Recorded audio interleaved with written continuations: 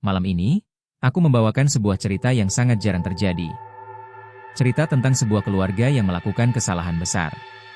Kesalahan yang membuka pintu malapetaka, dan membangunkan sosok yang seharusnya tidak diganggu. Kita semua tahu bahwa pesugihan selalu meminta harga. Biasanya, yang diminta adalah satu nyawa. Namun, dalam cerita ini, orang yang mereka pilih sebagai tumbal bukanlah orang biasa. Keluarga itu memilih kakek mereka sendiri. Seorang kakek tua yang mereka anggap lemah dan tidak berguna. Mereka kira, mengorbankannya akan membuat pesugihan berjalan lancar. Mereka tidak tahu siapa kakek itu sebenarnya. Nama kakek itu adalah Kiai Saka Wiratma. Beliau adalah penjaga ilmu tua dari Jawa Tengah. Beliau pernah dikenal sebagai penjaga alas tirta banyu. Dan yang paling mengerikan, beliau adalah orang yang pernah mengalahkan 10 dukun pesugihan dalam satu malam, tanpa bantuan siapapun. Semuanya hanya dengan sebuah tongkat kayu dan kekuatan doa. Keluarganya tidak pernah tahu masa lalunya. Mereka tidak tahu bahwa yang mereka tumbalkan adalah seorang kiai sakti. Dan ketika ritual itu dimulai, mereka baru menyadari bahwa mereka telah memilih korban yang salah. Karena ada satu hal yang selalu benar. Ilmu yang bersih tidak bisa dihancurkan. Ilmu yang suci tidak bisa dibeli. Dan ilmu yang datang dari doa, tidak bisa diserang pesugihan apapun. Mari kita dengarkan cerita selengkapnya.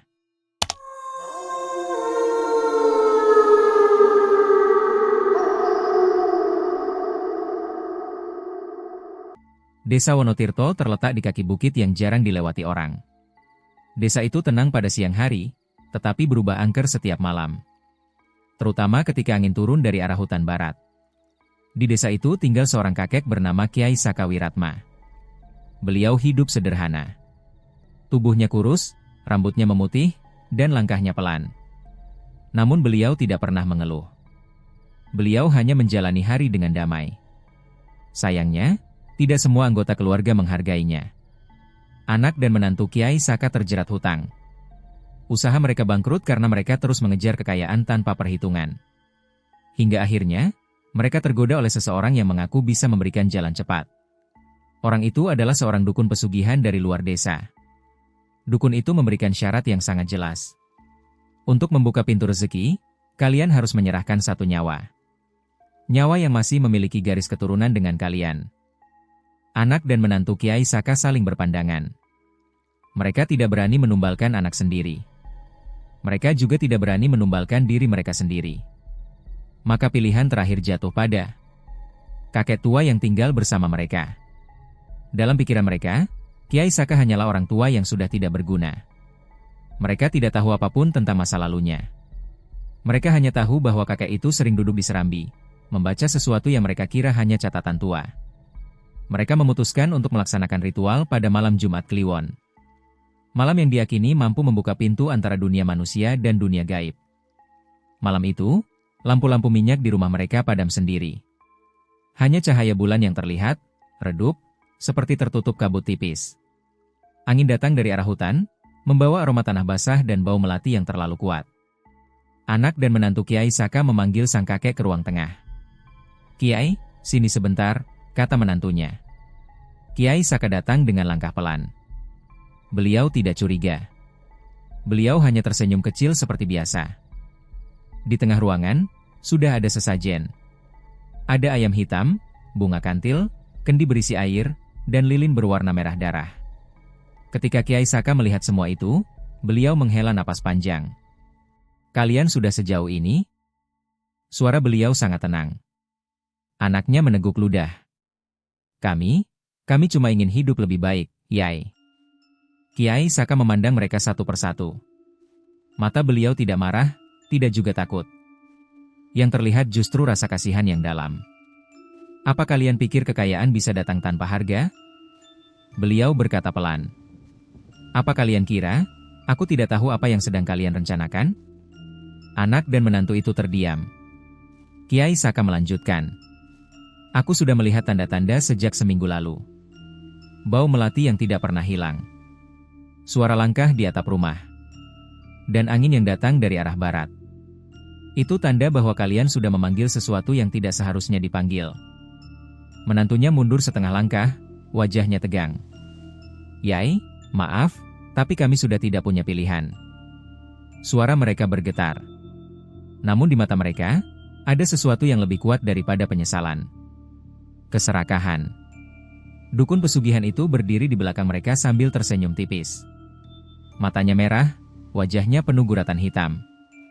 Dia membawa pisau kecil yang terbuat dari tulang. Kiai Sakawiratma, katanya. Sudah saatnya. Tua atau muda sama saja. Nyawa tetap nyawa. Ia mendekat. Namun saat dia mengayunkan pisau ke arah Kiai Saka, angin di dalam ruangan tiba-tiba berhenti. Benar-benar berhenti. Seperti waktu ikut membeku. Cahaya lilin bergerak mundur. Api lilin seperti ditarik ke satu titik. Kiai Saka menutup matanya sebentar. Kemudian beliau membuka mata dengan tatapan berbeda. Tatapan yang tajam, dalam, dan sangat tenang. Beliau berkata pelan namun tegas. Kau salah memilih tumbal. Dukun itu terdiam. Anak dan menantu Kiai Saka mundur ketakutan. Dalam sekejap, ruangan yang dingin mendadak terasa panas. Pisau tulang di tangan dukun itu bergetar, lalu patah di tengah tanpa disentuh siapapun. Dukun itu mencoba melantunkan mantra, tetapi suaranya tercekat. Lidahnya seperti terkunci. Kiai Saka berdiri dengan tegak. Beliau mengangkat tangan kanan, seolah mengusap udara.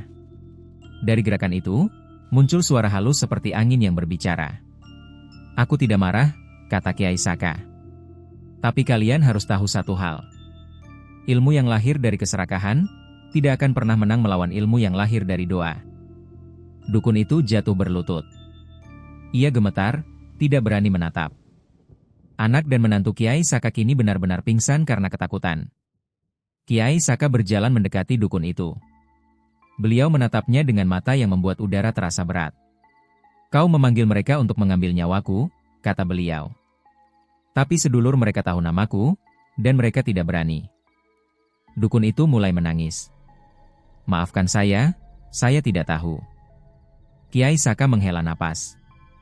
Kau bermain dengan api yang bukan milikmu. Beliau menepuk bahu dukun itu dengan satu jari. Hanya satu jari. Dan dukun itu langsung tersungkur. Tubuhnya kejang, lalu terbaring kaku. Bukan mati. Tapi seluruh ilmunya hilang. Kosong. Seperti kendi yang pecah. Kiai Saka berjalan keluar rumah. Di luar, angin kembali berhembus. Aroma melati menghilang. Suara-suara dari alam gaib meredup. Beliau berdiri di serambi, menatap langit malam. Dengan suara pelan, beliau berkata, kalian memilih tumbal yang salah. Dan malam ini, aku harus kembali membuka lembaran lama yang tidak ingin kubuka lagi. Kabut turun perlahan. Dan malam itu menjadi awal dari sesuatu yang jauh lebih besar. Karena dalam waktu dekat, kabar ini akan menyebar. Dan 10 dukun pesugihan yang pernah dikalahkan Kiai Saka akan kembali mencarinya. Keesokan paginya, Desa Wonotirto terasa jauh lebih sepi dari biasanya. Angin hampir tidak bergerak, dan daun-daun jati hanya bergetar halus seolah takut jatuh ke tanah. Di beranda rumah, Kiai Saka duduk sendirian. Beliau memegang sebuah tasbih kayu yang warnanya sudah memudar.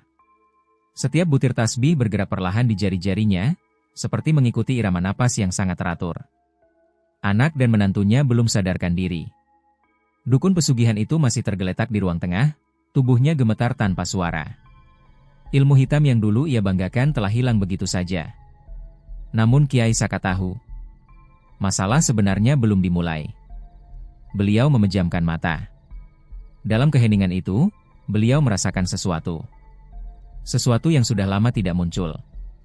Aroma tanah basah, namun bercampur dengan bau anyir darah. Suara angin, namun tercampur bisikan yang tidak berasal dari manusia. Beliau membuka mata. Jadi kalian benar-benar datang kembali, gumamnya. Menjelang siang, langit tiba-tiba gelap. Awan berkumpul di atas desa, walau tidak ada tanda hujan. Udara menjadi panas, seolah matahari turun lebih dekat. Seekor burung gagak terbang rendah, mengitari rumah Kiai Saka 3 kali sebelum akhirnya hilang di belakang hutan. Tanda itu sangat jelas bagi beliau. Pertanda pertama, ujar Kiai Saka pelan. Saat itulah seorang lelaki muda datang tergesa-gesa dari arah jalan desa. Namanya Raka, pemuda yang tinggal tidak jauh dari rumah Kiai Saka. Dia dikenal sebagai anak baik yang sering membantu warga tua. Raka terengah-engah ketika sampai di halaman. Kiai. Di perempatan desa, ada sesuatu, Kiai. Ada orang-orangan sawah berdiri di tengah jalan. Tapi matanya merah, Kiai. Matanya nyala sendiri. Kiai Saka tidak terkejut. Beliau bangkit perlahan. Itu bukan orang-orangan sawah, Raka. Itu penjaga yang mereka kirim. Raka gemetar. Penjaga? Siapa, Kiai? 10 dukun pesugihan yang dulu pernah aku hadapi, jawab Kiai Saka. Mereka mengirim tanda sebelum mendekat. Raka menelan ludah. Ah, apa mereka datang untuk keluarga Kiai? Kiai Saka menggeleng pelan. Tidak. Mereka datang untukku. Raka semakin pucat. Ia mengenal Kiai Saka sebagai orang tua lembut, tidak pernah marah, selalu memberi nasihat baik. Tidak pernah terpikir bahwa beliau menyimpan masa lalu yang kelam. Kiai Saka menatap Raka dengan tatapan penuh makna. Ketahuilah, Raka, dulu, sebelum aku memilih jalan tenang, aku pernah menjaga batas antara manusia dan makhluk yang hidup dari perjanjian kotor. 10 dukun itu melanggar aturan. Mereka memakai ilmu yang tidak seharusnya mereka sentuh. Beliau menarik napas panjang. Malam ini mereka akan mencariku. Menjelang sore, warga desa mulai merasakan perubahan aneh. Pohon-pohon jati di pinggir hutan bergetar seperti sedang ditekan sesuatu. Kambing dan ayam di kandang berlarian tanpa sebab, berteriak panik. Sumur-sumur di desa mengeluarkan bau seperti besi berkarat. Di langit, burung-burung berterbangan tanpa arah, seolah kehilangan insting. Warga mulai berdatangan ke rumah Kiai Saka. Mereka ketakutan. Kiai, ada suara dari sungai, seperti orang menangis. Kiai, bayangan seseorang berdiri di sawah, tapi tidak ada orangnya. Kiai, anak saya demam tiba-tiba. Semua orang meminta perlindungan. Kiai Saka berdiri di depan rumah. Beliau menatap mereka dengan tenang. Tidak perlu takut. Kalian tidak menjadi tujuan mereka. Mereka hanya mencari aku. Pulanglah. Tutup pintu rumah kalian. Nyalakan lampu, dan jangan buka jendela sampai aku bilang aman. Warga menunduk hormat. Mereka percaya pada Kiai Saka. Beliau adalah orang yang selalu menolong tanpa pamrih. Setelah warga pulang, Raka mendekat. Kiai, apa yang sebenarnya terjadi? Kenapa mereka kembali setelah sekian lama? Kiai Saka menghela napas. Dulu, 10 dukun itu melakukan pesugihan terlarang. Mereka mengorbankan jiwa manusia untuk mendapatkan ilmu. Aku mencoba memperingatkan mereka, tapi mereka menyerang terlebih dahulu. Bagaimana Kiai menghadapinya? Kiai Saka menatap jauh ke arah bukit. Aku tidak membunuh mereka. Aku hanya memutus perjanjian mereka dengan makhluk gaib. Ketika perjanjian itu terputus, mereka kembali ke wujud asli. Hanya tubuh tanpa jiwa. Raka merinding. Dan sekarang, mereka mencoba mengikat perjanjian baru. Mereka datang untuk memaksa aku, atau membalas dendam karena aku menghentikan mereka dulu. Raka menelan ludah. Malam ini, 10 dukun itu akan datang dalam wujud bayangan. Mereka tidak akan datang sebagai manusia. Kiai Saka menatap rumahnya. Aku sudah tua. Badanku tidak sekuat dulu. Tapi aku harus berdiri lagi, agar desa ini tetap aman. Malam tiba. Tepat setelah ayam terakhir berhenti berkokok, angin berhenti sepenuhnya. Benar-benar berhenti. Tidak ada suara jangkrik. Tidak ada suara daun. Keheningan itu sangat tebal, seolah desa berada di bawah kubah kaca raksasa. Kiai Saka keluar ke halaman dengan membawa tongkat pendek dari kayu nagasari. Tongkat itu terlihat biasa, tetapi bagi orang Jawa tua, kayu nagasari adalah kayu yang tidak bisa disentuh makhluk gaib. Raka berdiri di dekat pintu rumah. Kiai, saya ikut. Kiai Saka menggeleng pelan. Kau belum siap menghadapi mereka. Tinggallah di dalam rumah dan tutup pintu. Tapi Kiai? Raka, suara Kiai Saka berubah tegas. Jika kau keluar malam ini, nyawamu tidak bisa aku selamatkan. Raka akhirnya menunduk. Ia masuk ke dalam rumah dengan hati gelisah. Kiai Saka berdiri di tengah halaman. Beliau menancapkan tongkatnya ke tanah. Dan saat itu juga, kabut hitam naik dari tanah seperti asap. 10 sosok perlahan muncul. Wujud mereka bukan manusia. Tubuhnya seperti bayangan bergerak, tidak jelas bentuknya. Di bagian wajah, hanya tampak 2 mata merah menyala.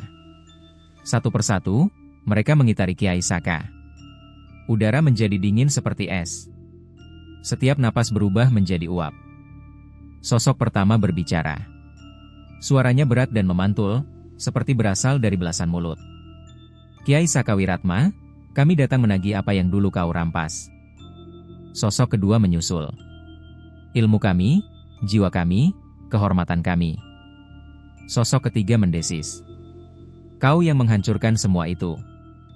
Kiai Saka tidak bergeming. Aku sudah memperingatkan kalian. Ilmu hitam tidak akan membawa kalian ke tempat yang baik. Sosok keempat maju. Kembali ikut kami, atau kami akan menghancurkan desa ini. Kiai Saka menghela napas panjang. Kalau begitu, aku tidak mempunyai pilihan. Beliau mengangkat tongkatnya. Cahaya kecil keluar dari ujung tongkat itu. Kecil, tapi sangat terang. Terang seperti kilatan matahari di dalam malam. 10 bayangan itu mundur sedikit. Dan di halaman rumah yang sunyi itu, Kiai Saka berkata pelan. Malam ini, aku berdiri lagi. Bukan untuk diriku.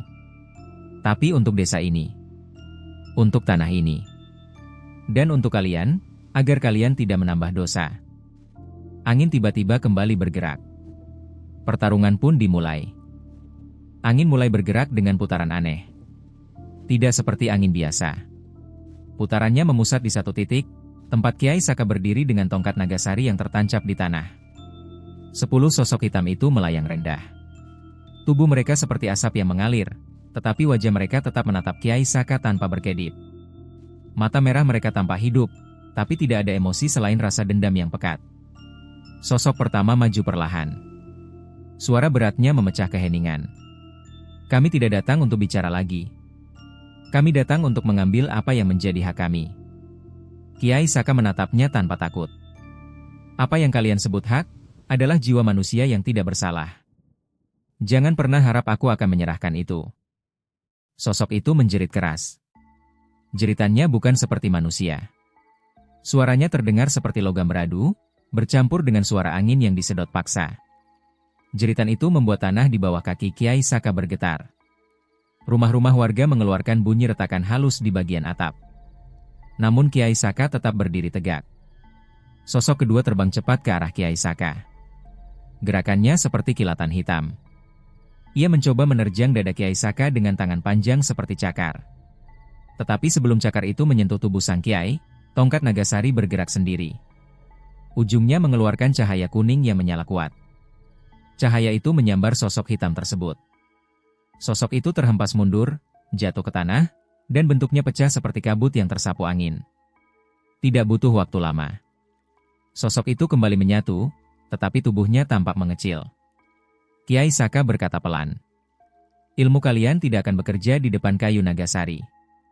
Ini kayu yang dipakai untuk mengunci pintu-pintu gelap sejak zaman para wali. 10 sosok itu menggeram bersamaan. Desa menjadi semakin gelap. Awan hitam turun begitu rendah hingga hampir menyentuh puncak pohon. Sosok ketiga tidak menyerang secara langsung. Ia berubah menjadi bayangan tipis seperti asap. Lalu ia menyusup ke tanah, bergerak ke arah Kiai Saka melalui bawah permukaan. Tanah bergelombang. Rumput naik turun seperti ada sesuatu merayap di bawahnya. Kiai Saka menutup mata. Beliau mengusap udara di depan dada. Tangannya bergerak membentuk lingkaran kecil. Saat itulah semburan cahaya putih keluar dari tanah di depan beliau. Bayangan itu menjerit keras lalu keluar dari tanah, terbakar cahaya suci itu. Ia menggeliat seperti kain hitam yang diseret api. Kiai Saka membuka mata dan berkata, "Kalian tidak pernah belajar, kalian selalu memakai jalan yang sama." Sosok keempat dan kelima menyerang bersamaan. Satu dari atas, satu dari samping. Serangan mereka cepat. Suara angin terpecah. Tanah tercabik oleh serangan itu. Namun Kiai Saka menyentuh tanah dengan tongkatnya. Hanya satu ketukan. Duk! Gelombang kejut menyebar. Tidak terlihat oleh mata biasa, tetapi sangat terasa. Dua sosok hitam itu terpental jauh ke udara, jatuh di pinggir pagar bambu. Pagar bambu retak, tetapi tidak tumbang. Hanya bergoyang pelan. Dari dalam rumah, Raka menyaksikan semuanya dengan mata melebar dan tangan gemetar. Ia tidak bisa mendengar jelas percakapan mereka. Namun ia bisa merasakan sesuatu. Ini bukan pertarungan antara manusia dan makhluk gaib biasa. Ini pertarungan antara ilmu yang lahir dari keserakahan, melawan ilmu yang lahir dari doa. Raka ingin keluar, tetapi suara Kiai Saka masih terngiang. Jika kau keluar malam ini, nyawamu tidak bisa aku selamatkan. Raka hanya bisa menggenggam pintu dan berdoa. Sosok keenam tiba-tiba mengeluarkan asap tebal dari tubuhnya. Asap itu menyebar ke seluruh halaman. Bau anyir bercampur dengan aroma melati busuk mengisi udara. Asap itu mencoba menutupi pandangan Kiai Saka.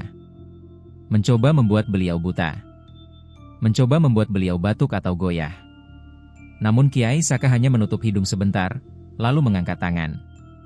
Beliau mengucapkan satu kalimat pendek. Nurasa Owah. Asap itu langsung pecah. Menghilang dalam sekejap. Udara kembali bersih. Sosok keenam mundur gemetar. Sosok ketujuh, kedelapan, dan kesembilan tidak menunggu giliran. Mereka menyerang sekaligus. Serangan mereka saling tumpang tindih. Ada yang menerjang dari depan. Ada yang melompat dari atas. Ada yang melilit seperti ular. Untuk sesaat, Kiai Saka dikelilingi bayangan hitam pekat. Namun tongkat beliau bergerak cepat. Setiap gerakan seperti tarian. Tidak terburu-buru. Tidak panik. Semuanya terukur. Tongkat itu memukul udara seperti memukul sesuatu yang tidak terlihat. Setiap pukulan menghasilkan suara. Dan satu persatu, tiga bayangan itu terpental seperti kain yang disapu angin badai. Kini tinggal satu sosok tersisa. Sosok ke-10. Yang paling besar. Yang matanya paling merah. Yang langkahnya membuat bumi bergetar pelan. Sosok ini tidak bergerak cepat. Ia berjalan perlahan ke arah Kiai Saka, seolah yakin bahwa dia lebih kuat daripada yang lain. Suaranya dalam. Lebih dalam daripada semua suara sebelumnya. Kiai Saka, kau sudah tua. Ilmumu tidak setajam dulu. Kau tidak akan sanggup menghadapi kami lagi. Kiai Saka memandangnya tenang. Kekuatan tidak tergantung pada usia. Kekuatan tergantung pada niat. Sosok itu mendekat hingga hanya berjarak beberapa langkah dari Kiai Saka. Udaranya begitu dingin hingga embun terbentuk di tanah. Lalu sosok itu berkata, "Kau memutus perjanjian kami dulu. Sekarang kami ingin memutus nafasmu." Ia mengangkat tangan besarnya. Udaranya berubah berat. Bayangan di tanah memanjang. Rumah warga bergetar halus. Sosok itu bersiap menyerang. Namun sebelum serangan itu turun, Kiai Saka berkata pelan, "Jika memang kalian ingin melihat akhir dari kemampuan tua ini, baik. Aku akan menunjukkan satu hal." Beliau mengangkat tongkat Nagasari dengan kedua tangan. Tongkat itu bergetar. Cahayanya berubah dari kuning menjadi putih pucat. Lebih terang. Lebih tajam. Sosok itu mundur selangkah. Mata merahnya mengecil. "Apa itu?" Kiai Saka tersenyum tipis. "Ini adalah ilmu yang tidak bisa dibeli." Beliau mengetuk tanah sekali. Hanya sekali. Tanah memancarkan cahaya putih membentuk lingkaran besar. Cahaya itu naik tinggi seperti pilar. Sosok ke-10 menjerit. Bukan jeritan marah. Jeritan takut. Tubuhnya mulai meleleh seperti lilin terbakar. Bayangan hitamnya pecah menjadi serpihan kecil. Yang lain ikut bergetar. Tubuh mereka memudar. 10 sosok itu menjerit bersamaan. Dan dalam hitungan detik, semuanya hilang. Udara kembali normal. Angin kembali bertiup. Suara malam kembali terdengar. Kiai Saka bersandar pada tongkatnya. Beliau tampak lelah, tetapi wajahnya tetap tenang. Namun ada satu hal yang beliau tahu. Ini belum berakhir. Pertarungan malam ini hanyalah awal dari sesuatu yang jauh lebih gelap. Setelah 10 bayangan itu hilang, halaman rumah menjadi hening. Hening yang tidak wajar. Hening yang membuat dada terasa sesak. Kiai Saka berdiri mematung. Tangannya sedikit gemetar, bukan karena takut, tetapi karena tubuh tuanya sudah melewati batas kemampuan fisik. Tongkat Nagasari menjadi satu-satunya penyangga agar beliau tidak jatuh. Dari dalam rumah, Raka akhirnya memberanikan diri keluar. Ia melihat Kiai Saka berdiri di tengah halaman dengan wajah pucat. "Kiai, apa Kiai baik-baik saja?" Suara Raka bergetar. Kiai Saka menoleh pelan. Beliau tersenyum, tetapi senyum itu terasa berat. "Raka, tolong ambilkan air hangat." Raka berlari kembali ke rumah. Tangannya gemetar saat menuang air ke dalam gelas. Ia tahu Kiai Saka baru saja melakukan sesuatu yang tidak mungkin dilakukan manusia biasa. Ketika ia kembali ke halaman, Kiai Saka duduk di kursi bambu. Beliau menerima air itu dan meneguknya perlahan. Raka duduk di tanah, tepat di depan sang Kiai. "Kiai, apa semuanya sudah selesai?" Harapan terdengar jelas dalam suaranya. Kiai Saka menggeleng pelan. "Belum, Raka. Ini baru permulaan. 10 bayangan itu hanyalah utusan. Mereka tidak datang dengan kekuatan penuh. Mereka hanya menguji aku." Raka merinding. Kalau itu baru ujian, apa yang akan datang selanjutnya? Kiai Saka memejamkan mata. Beliau mengatur napas. Napasnya stabil, tetapi terasa berat. "Kamu pernah dengar nama Kiai Renggawasesa?" tanya beliau. Raka mengerutkan kening. "Sepertinya pernah, Kiai. Tapi saya tidak ingat cerita lengkapnya." Kiai Saka mendongak, menatap langit malam yang mulai bersih dari kabut. Beliau adalah dukun pesugihan terkuat pada zamannya. Orang yang memiliki ribuan pengikut. Ia menguasai kekuatan hitam yang tidak bisa ditandingi siapapun. Raka menelan ludah. "Apakah Kiai pernah bertemu dengannya?" "Ya," jawab Kiai Saka lirih. "Dan itu adalah pertemuan yang seharusnya tidak terulang." Beliau berhenti sebentar, lalu melanjutkan. "Kiai Rengga adalah pemimpin dari 10 dukun yang kalian lihat tadi. Mereka bukan sekadar dukun biasa. Mereka adalah bagian dari satu wadah yang disebut Paguyuban Kawat Ireng." Raka menyebut pelan. "Paguyuban? Kawat Ireng?" Kiai Saka mengangguk. "Organisasi pesugihan yang dibentuk ratusan tahun lalu. Mereka percaya bahwa kekayaan harus diambil dari energi manusia lain. Mereka membuat perjanjian dengan makhluk gaib tingkat tinggi. Perjanjian yang tidak bisa dibatalkan tanpa korban." Raka menatap Kiai Saka dengan mata melebar. "Lalu, bagaimana Kiai menghentikan mereka dulu?" Kiai Saka menatap jauh ke pekarangan. "Itu terjadi 30 tahun lalu. Mereka mengorbankan seorang gadis desa untuk memperkuat perjanjian baru. Gadis itu tidak bersalah. Ia hanya anak kecil. Aku tidak bisa membiarkannya." Beliau menggenggam tongkat Nagasari erat-erat. "Aku datang ke tempat ritual mereka. Aku menghadapi 10 dukun itu sendirian. Dan aku memutus perjanjian yang mereka buat." Raka sangat terkejut. "Kiai, apa yang terjadi setelah itu?" Kiai Saka menghela napas panjang. "Ketika perjanjian itu diputus, makhluk gaib yang mereka jadikan sesembahan mengamuk. 10 dukun itu kehilangan seluruh ilmunya, tubuh mereka menyusut, dan mereka menjadi seperti bayangan kosong." Beliau menatap Raka, tatapannya penuh beban. Tapi pemimpin mereka, Kiai Renggawasesa, tidak hancur. Ia menghilang di tengah kabut dan bersembunyi di alam lain. Aku pikir ia tidak akan kembali." Raka menunduk. "Berarti, sekarang mereka datang karena Kiai memutus perjanjian itu dulu?" "Ya." Jawaban Kiai Saka tegas. "Mereka datang untuk menagih dendam. Dan mereka membawa sesuatu yang jauh lebih kuat dari sebelumnya." Raka menatap rumah warga di kejauhan. Lampu-lampu minyak masih menyala. Semua orang mematuhi instruksi Kiai Saka untuk tidak keluar rumah.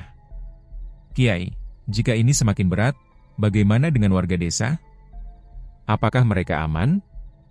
Kiai Saka memandang Raka dengan mata lembut. "Mereka aman, selama mereka tidak terlibat dalam dosa perjanjian itu. Alam gaib tidak akan menyentuh orang yang bersih. Raka kemudian bertanya pelan. Kiai, apa Kiai sendirian menghadapi semua ini? Untuk pertama kalinya, wajah Kiai Saka tampak sedih. Aku sudah tua, Raka. Ilmuku menurun. Tubuhku tidak sekuat dulu. Beliau mengusap dada. Tetapi aku tidak punya pilihan. Jika aku mundur, desa ini akan habis. Raka menggenggam tanah dengan tangan gemetar. Saya tidak bisa biarkan Kiai menghadapi ini sendirian. Kiai Saka menatap Raka lama. Ada sesuatu di mata beliau. Sebuah keputusan. Baiklah, Raka. Kalau begitu, mulai malam ini, kau harus belajar memagari dirimu. Raka terkejut. Belajar? Belajar apa, Kiai? Kiai Saka berdiri perlahan. Belajar ilmu terang. Ilmu yang bersih. Ilmu yang tidak bisa dibeli. Beliau menatap Raka dengan tegas. Karena aku rasa, kedatangan 10 bayangan hanyalah permulaan. Yang akan datang berikutnya, jauh lebih kuat. Raka menelan ludah. Siapa yang akan datang, Kiai? Kiai Saka menjawab pelan, dengan suara yang hampir seperti bisikan. Kiai Renggawasesa akan bangkit lagi. Saat kalimat itu terucap, angin malam kembali berhenti. Lampu minyak di rumah warga bergetar. Dan dari hutan barat, terdengar suara guntur yang tidak wajar. Guntur yang muncul tanpa hujan. Pertanda bahwa musuh sebenarnya sedang berjalan menuju desa Wonotirto. Malam itu, pertempuran baru saja dimulai. Malam itu, langit Wonotirto tampak berbeda. Awan hitam berkumpul seperti pusaran besar yang perlahan menutup bulan. Tidak ada angin. Tidak ada suara serangga. Hanya rasa tekanan yang membuat dada terasa berat saat bernapas. Di beranda, Kiai Saka duduk bersila. Beliau menutup mata dan menggenggam tongkat Nagasari. Wajahnya terlihat lebih tua dari sebelumnya. Kerutan di keningnya semakin dalam, dan napasnya pelan, seperti menahan beban yang tidak bisa dibagi pada siapapun. Raka duduk di sampingnya, menunggu instruksi. Kiai, apakah malam ini Kiai Rengga benar-benar akan muncul? Suara Raka lirih, penuh kecemasan. Kiai Saka membuka mata perlahan. Bukan muncul sebagai manusia, Raka. Dia akan muncul sebagai wujud yang dia pilih sendiri. Wujud yang lahir dari ilmu yang dia kumpulkan selama puluhan tahun. Raka terdiam. Ketakutan mulai merayap naik dari ujung kaki hingga tengkuknya. Kiai Saka menatap pekarangan rumah. Dulu, Kiai Rengga memilih jalan hitam demi kekuasaan. Ia mengorbankan murid-muridnya sendiri untuk memperkuat ilmunya. Dan ketika aku memutus perjanjiannya dengan makhluk hitam, jiwanya terlempar ke alam tengah. Alam yang bukan dunia gaib, tetapi juga bukan dunia manusia. Raka mencoba memahami. Jadi, dia terjebak? Tidak. Dia bersembunyi. Dan sekarang, dia ingin kembali. Tiba-tiba, dari arah hutan barat, terdengar suara gemuruh. Bukan suara guntur biasa. Suara itu terdengar seperti bebatuan besar yang digiling bersama-sama. Tanah bergetar pelan. Raka langsung berdiri. Kiai, suara apa itu? Kiai Saka bangkit perlahan dan menancapkan tongkatnya ke tanah. Itu tanda pertama. Kabut hitam tipis keluar dari sela-sela pepohonan. Kabut itu tidak berjalan seperti kabut biasa. Bentuknya berputar seperti asap dari api yang tidak terlihat. Kemudian terdengar suara. Lirih, serak, dan sangat rendah. Saka. Raka menutup mulutnya. Suara itu terasa masuk langsung ke dalam dada. Kiai Saka berdiri tegak. Rengga, katanya pelan. Jadi kau benar-benar kembali. Kabut di pinggir hutan mulai menggumpal. Semakin lama semakin padat, seperti sedang membentuk sesuatu. Dari dalam kabut itu muncul sepasang mata. Mata yang tidak berkelopak. Mata yang menyala merah gelap seperti bara yang tertimbun. Raka terbelalak. Tubuhnya gemetar hebat. Kiai, itu bukan manusia. Ya, jawab Kiai Saka tenang. Itu bukan manusia lagi. Kabut itu mulai membelah. Dan dari dalamnya keluar sosok tinggi, lebih besar dari manusia biasa. Tubuhnya seperti tersusun dari bayangan hitam dan asap pekat. Setiap langkahnya meninggalkan jejak gelap di tanah. Di bagian kepalanya, rambutnya terurai seperti asap. Tidak ada bibir. Tidak ada hidung. Hanya mata merah pekat dan garis samar tempat mulut seharusnya berada. Raka mundur beberapa langkah. Kiai, saya tidak sanggup melihat ini. Kiai Saka menepuk bahunya. Tenang, Raka. Jika kau panik, kau membuka jalan bagi mereka untuk masuk. Sosok itu berhenti beberapa meter dari mereka. Kemudian terdengar suaranya. Suara yang bukan keluar dari mulut, tetapi dari seluruh tubuhnya sekaligus. Saka, kau masih hidup. Kau masih bertahan. Kiai Saka menjawab tanpa gentar. Ya, Rengga. Aku masih hidup. Dan aku akan tetap berdiri untuk melindungi desa ini. Sosok itu tertawa. Tawanya terdengar seperti kayu terbakar dan tulang pecah. Tidak wajar. Sangat mengerikan. Aku sudah menunggu terlalu lama. Untuk saat ini. Untuk kesempatan ini. Raka menahan napas, tidak berani bergerak. Kiai Rengga melanjutkan. 30 tahun aku terjebak di alam tengah. Karena tanganmu. Karena kau memutus perjanjian yang kubuat dengan darah. Kiai Saka menghela napas. Aku melakukan apa yang harus kulakukan. Ilmu yang menggunakan tumbal manusia tidak seharusnya ada. Sosok itu mendesis. Dan kau pikir dunia ini bisa berjalan dengan ilmu bersih? Kau pikir doa bisa melindungi semua orang? Kiai Saka membalas dengan tenang. Aku percaya pada kekuatan yang tidak perlu dibeli. Kekuatan yang lahir dari hati yang bersih. Sosok itu berguncang, seolah marah. Kekuatanmu sudah menurun, Saka. Tubuhmu lemah. Jiwamu tidak sekuat dulu. Kau tidak akan menang kali ini. Kiai Saka menggenggam tongkatnya. Matanya sedikit berkaca. Betul.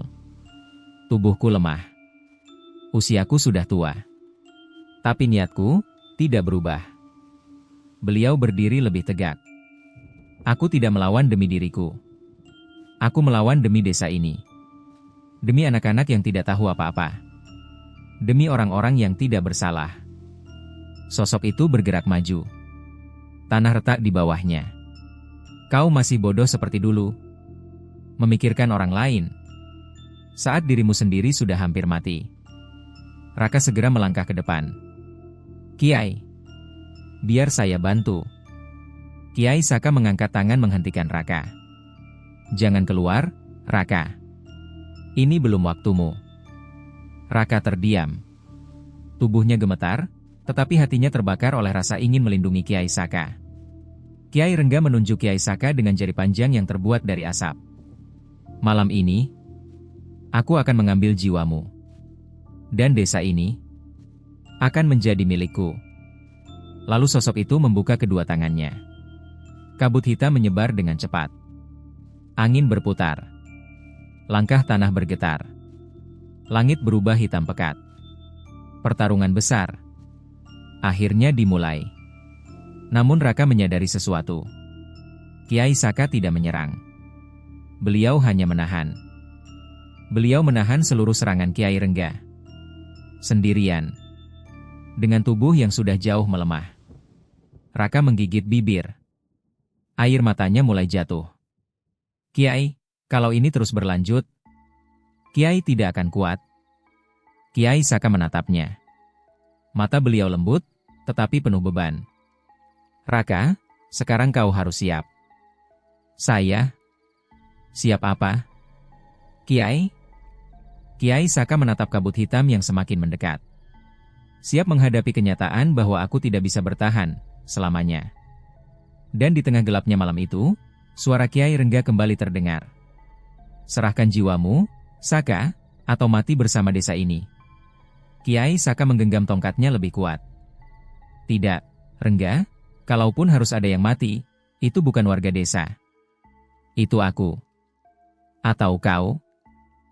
Angin berhenti. Hutan sunyi total. Kabut hitam menggulung seperti ombak besar yang siap menerkam siapapun yang berdiri di hadapannya. Kiai Saka berdiri tegak di tengah halaman. Tongkat Nagasari menancap di tanah, memancarkan cahaya kuning samar yang melawan kabut hitam yang mengelilinginya. Raka berada beberapa meter di belakang, tubuhnya gemetar, tetapi pandangannya tidak pernah lepas dari sosok Kiai Rengga yang berdiri di seberang. Sosok itu tinggi, hitam, tubuhnya terdiri dari bayangan dan asap, matanya merah seperti bara. "Saka, ini malam terakhirmu." Suara Kiai Rengga bergema seperti ribuan suara yang berbicara sekaligus. Kiai Saka mengangkat tongkatnya. "Aku sudah siap sejak 30 tahun lalu. Kalau aku harus mati demi menghentikanmu, aku rela." Kabut hitam mulai bergerak cepat, meluncur ke arah Kiai Saka seperti angin tajam. Raka menjerit, "Kiai!" Namun Kiai Saka tidak mundur. Beliau menepakkan tongkat ke tanah. "Ya Allah, lindungi kami." Cahaya kuning meledak luas, membentuk perisai besar di sekelilingnya. Kabut hitam menabrak perisai itu. Suara dentuman keras terdengar, seperti kaca tebal retak. Ceraak! Perisai kuning bergetar. Kiai Rengga tertawa, suara tawanya mengoyak telinga. "Kekuatanmu sudah habis, Saka, tubuhmu menua, jiwamu melemah. Kau bukan tandinganku lagi." Kiai Saka menutup mata sejenak, menarik napas panjang. "Aku mungkin tua, tapi ilmu ini bukan milikku." Beliau membuka mata. "Ilmu ini dari Yang Maha Kuasa." Cahaya kuning berubah menjadi emas terang. Perisai mengembang, memaksa kabut hitam mundur. Kiai Rengga mengeluarkan suara mendesis panjang. "Kau masih keras kepala. Padahal aku bisa membagi kekuatan. Aku bisa kembalikan kejayaanmu, Saka." Kiai Saka tersenyum tipis. Kejayaan yang dibeli dengan tumbal, bukan kejayaan. Itu kutukan. Kiai Rengga mendadak melompat ke depan, gerakannya seperti bayangan melesat tanpa suara. Raka menjerit lagi. "Kiai, awas!" Kiai Saka mengangkat tongkat. Benturan besar terjadi. Cahaya emas melawan kabut hitam. Dua kekuatan bertabrakan. Angin berputar liar, membuat pepohonan meliuk hingga hampir patah. Kiai Saka terdorong beberapa langkah. Tubuhnya limbung. Raka ingin maju, tetapi Kiai Saka berteriak, "Raka, jangan keluar dari lilin penjaga. Kamu bisa mati." Raka berhenti, menggigit bibir, tak berdaya. Kiai Rengga mengangkat kedua tangannya. Dari tanah muncul jejak-jejak hitam seperti tangan kurus yang merangkak dari dalam bumi. "Saka, sudah tidak ada lagi tempat bagimu. Ilmu yang tidak kau jual, akan hilang malam ini." Tangan-tangan hitam itu bergerak cepat, mencoba menangkap kaki Kiai Saka. Kiai Saka menancapkan tongkat ke tanah. Bismillah. Tanah bergetar. Akar-akar pohon muncul dan menghalau tangan-tangan itu. Seolah alam membantu Kiai Saka. Namun tubuh Kiai Saka goyah. Darah menetes dari sudut bibirnya. Raka menahan napas. Kiai sudah tidak kuat, ini tidak adil. Dia terlalu kuat. Kiai Rengga melayang perlahan mendekat, suaranya rendah dan tajam. "Aku tidak ingin membunuhmu cepat, Saka. Aku ingin kau melihat desa ini runtuh. Satu persatu." Kiai Saka tersenyum lirih meski darah menetes dari dagunya. "Selama aku berdiri, kau tidak akan menyentuh sehelai rumput pun di desa ini." Sosok hitam itu terdiam beberapa detik. Lalu matanya memerah lebih terang. "Kalau begitu, mati bersama ilmu sucimu." Tubuhnya membesar, kabut hitam memekat, hingga akhirnya berubah menjadi pusaran besar seperti tornado hitam. Pusaran itu bergerak langsung ke arah Kiai Saka. Raka berteriak ketakutan. "Kiai!" Namun Kiai Saka tersenyum. Senyum yang damai. Senyum seorang guru tua yang sudah siap menutup hidupnya. Beliau menatap Raka. "Raka, dengarkan aku baik-baik." Raka menahan air mata. "Kiai, jangan bicara begitu. Kiai tidak akan kalah." Kiai Saka menggeleng pelan. "Tidak, Raka. Tidak semua perang dimenangkan dengan tubuh. Sebagian perang dimenangkan dengan jiwa." Raka merasa seluruh tubuhnya dingin. Kiai Saka melanjutkan. Raka, sejak awal, aku tahu kamu bukan anak biasa. Kekuatanmu belum bangkit sepenuhnya. Tapi malam ini, ilmu yang tidak bisa dibeli, harus diwariskan. Raka terbelalak. Saya tidak mengerti. Kelak kau akan mengerti. Sekarang dengarkan aku. Kiai Saka merentangkan kedua tangannya ke langit. Ilmu ini bukan untuk kuat. Ilmu ini untuk melindungi. Cahaya emas keluar dari tubuhnya. Tapi bukan cahaya lembut seperti sebelumnya. Ini cahaya yang menyilaukan, keras, seperti matahari yang ditumpahkan ke bumi. Pusaran hitam Kiai Rengga menabrak cahaya itu. Dan langsung terbakar. Teriakan mengerikan terdengar dari pusaran itu. Saka, kau gila. Ilmu itu akan membunuhmu. Kiai Saka menahan rasa sakit luar biasa. Tubuhnya bergetar hebat. Aku tahu, katanya pelan. Tapi, jika nyawaku harus menjadi batas terakhir untuk melindungi desa, aku rela. Cahaya emas semakin terang. Pusaran hitam mulai pecah sedikit demi sedikit. Teriakan Kiai Rengga memekik seperti ribuan makhluk yang terbakar. Saka. Kiai Saka berteriak dengan seluruh tenaga terakhirnya. Raka, jaga desa ini. Dalam satu ledakan besar, cahaya emas meledak ke segala arah. Hutan berguncang. Tanah terbelah. Kabut hitam menghilang seketika. Dan ketika semuanya mereda, cuma ada satu hal yang tersisa di halaman rumah. Tongkat Nagasari. Tertancap. Tanpa Kiai Saka di sampingnya. Raka berlutut. Air matanya jatuh tanpa suara. Kiai, kenapa sampai begini? Dia menatap tongkat itu lama. Kemudian, perlahan, dia meraih tongkat tersebut. Begitu tangannya menyentuh kayu itu, cahaya hangat mengalir masuk ke tubuhnya. Bukan membakar. Bukan menyakitkan.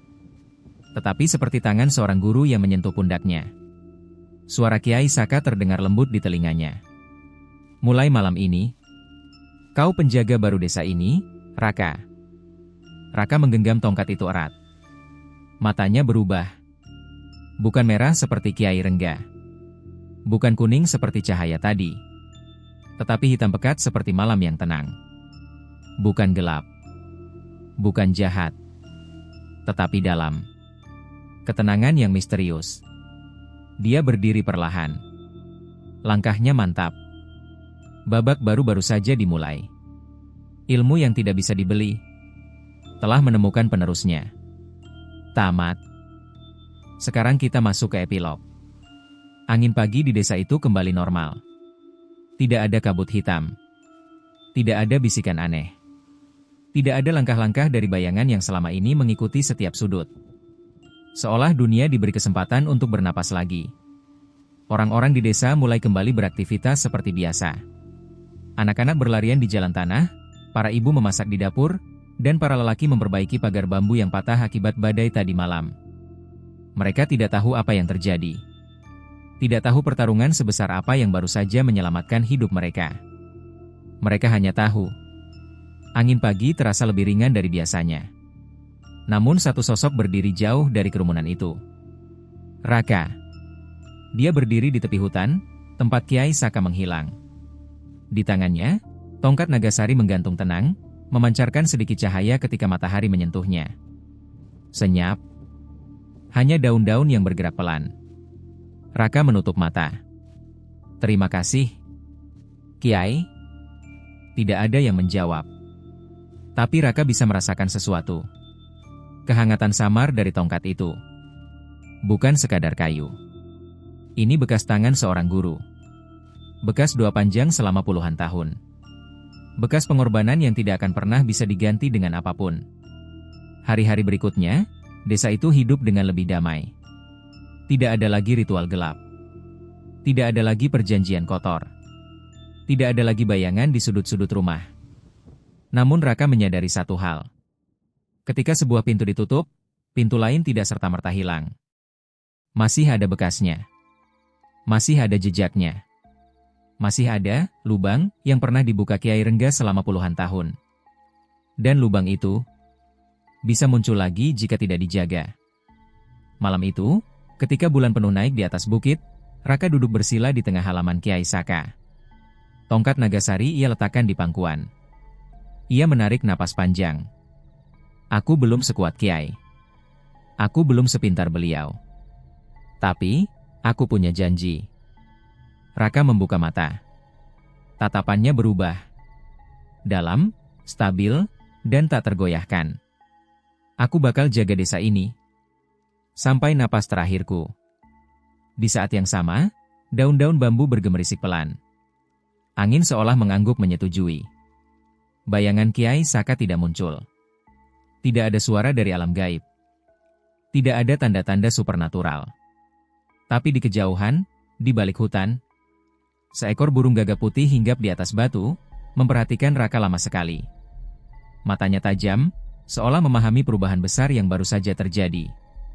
Kemudian, burung itu terbang perlahan, melingkari langit desa 3 kali. Dan menghilang ke balik kabut tipis. Pertanda. Pertanda bahwa dunia gaib pun tahu. Ada penjaga baru di Pagerwangi. Penjaga yang tidak pernah diminta. Tidak pernah dipersiapkan. Tapi ditunjuk oleh takdir.